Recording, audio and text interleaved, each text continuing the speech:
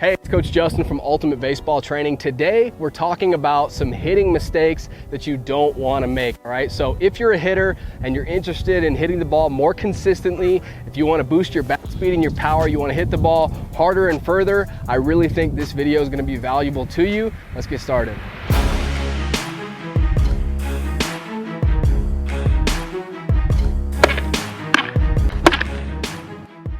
All right, so let's get into the very first mistake, which actually has to do with when you step in the box, you get settled in, you're in your stance and in your setup. Something that I see far too commonly with players, pay attention to my head here, is I see them in their stance and their head is cocked like this or tilted, all right? And you know, you don't go when you're grocery shopping at your local supermarket, you don't walk through the aisles with your head tilted like this, do you? No, of course not, right? Why do you not do that? Because when your head is tilted like this, you really can't see very well, right?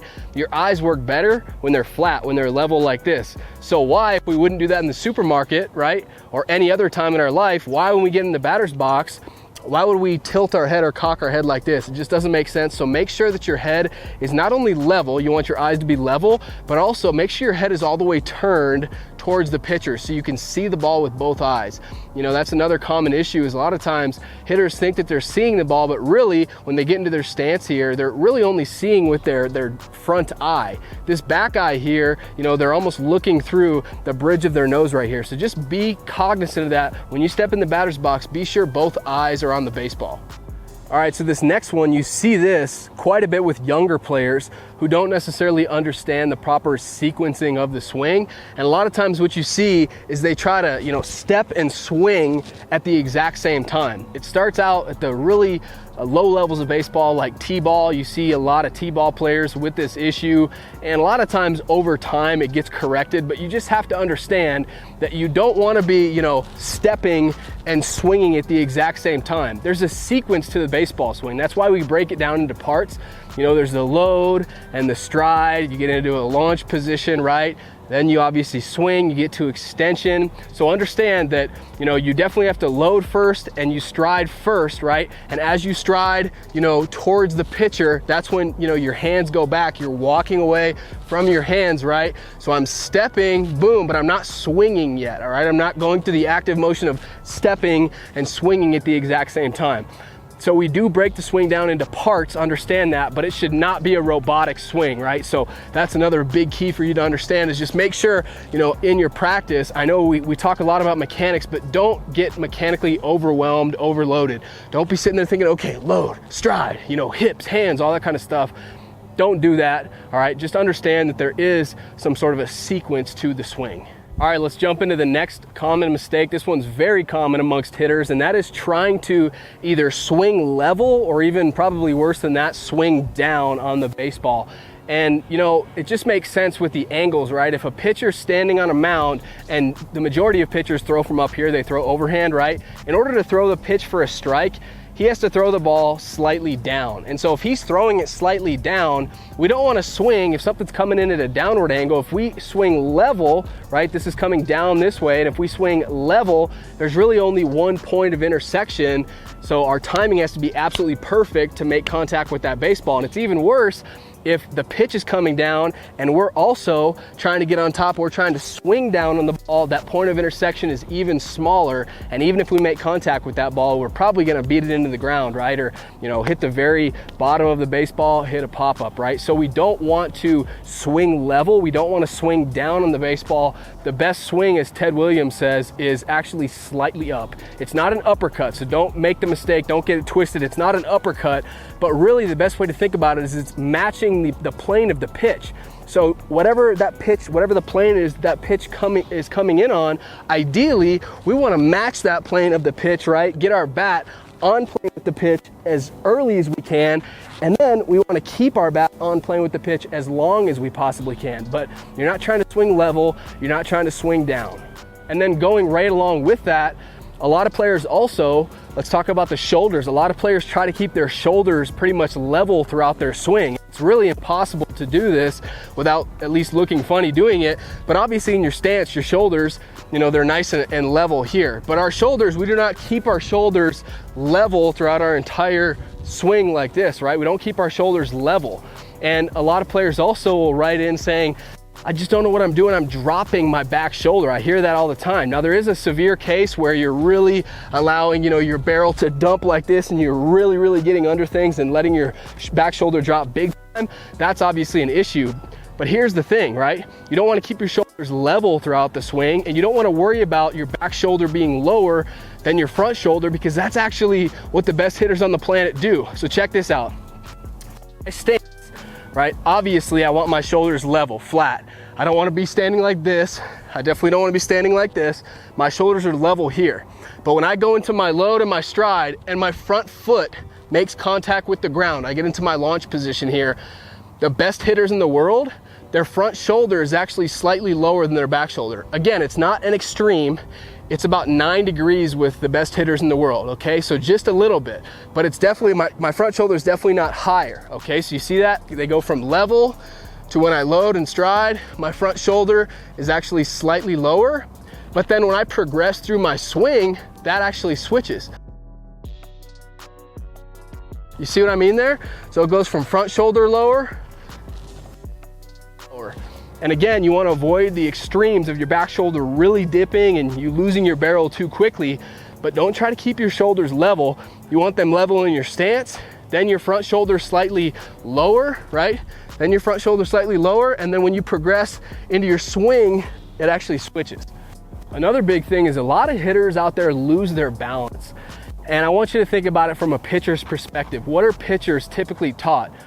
Pitchers are taught 2 things. All right, they're taught to keep hitters off balance and disrupt their timing, okay? Disrupt timing, keep the hitters off balance. So if their goal is to keep you off balance by mixing up their pitches and throwing the ball to different locations and all that kind of stuff, if that's their job, is to keep you off balance, wouldn't it make sense that we want to stay balanced, at least the best that we can do, right? So try to stay balanced in your swing. Now, is it gonna happen every single time? No, sometimes you're gonna get fooled. Sometimes, it's gonna be a low curveball and you thought it was a fastball and you get fooled, right? And so you're lunging over your front foot, right? And at that point, especially with 2 strikes, you gotta compete. You're not always gonna be perfectly balanced and have the most beautiful swing, right? But there's no excuse for losing your balance in your load or your stride or anything like that. And you want to maintain that balance for as long as possible. So how do you do that? Here's the best method that I've found, best thing to think about. Keep your head between your feet, all right? When I'm in my stance here, and it doesn't matter how you stand, in order to be balanced 50-50 here, my head is between my feet, right? Same thing in my load. When I load, I want my head between my feet. If my head gets over my backside, I'm not balanced, right? So my head is between my feet in my load, right? In my stance, in my load, in my stride, in my swing. If I just think about keeping my head between my feet, even when I get to my launch position, head between my feet. When I swing, right? Even at the point of contact, where's my head? It's between my feet. At the point of contact, I'm not balanced if my head is out over my front foot, right? Then I'm out over my front side. So keep that head between your feet, maintain your balance. Another big mistake is players trying to get extension at the point of contact. I hear it all the time from players, man, I just can't. I'm trying to get my arms extended, but I can't get my arms extended, right? And at the point of contact, you do not want your arms to be extended like this. Extension does not happen at the point of contact like this. At the point of contact, we actually still want some flex in our arms here, right? My arms are still bent in this position here. Extension only happens well after the point of contact. So you're still maintaining that good flex in your elbows, in your arms at contact, right? And then when you drive through the ball, that's when you get extended, but it's not at the point of contact. And speaking of extension, you want to try your best to avoid premature wrist rolling, okay? And this is far too common with players. They look good at the point of contact, they look good, but then right after contact, they roll their wrists right here, right? And what that does when you have this premature wrist roll right after contact is it takes your bat off plane with the pitch. So you obviously want to try to get your bat on plane way back here as early as you possibly can to maximize your chances of success. That way your timing doesn't have to be absolutely perfect. So get your bat on plane early, and you want to stay on plane for as long as you possibly can. And even if you do a good job back here of getting your bat, on plane with the pitch, right? And even at the point of contact, you look good. If you roll your wrist prematurely, you're immediately taking your bat off plane with the pitch.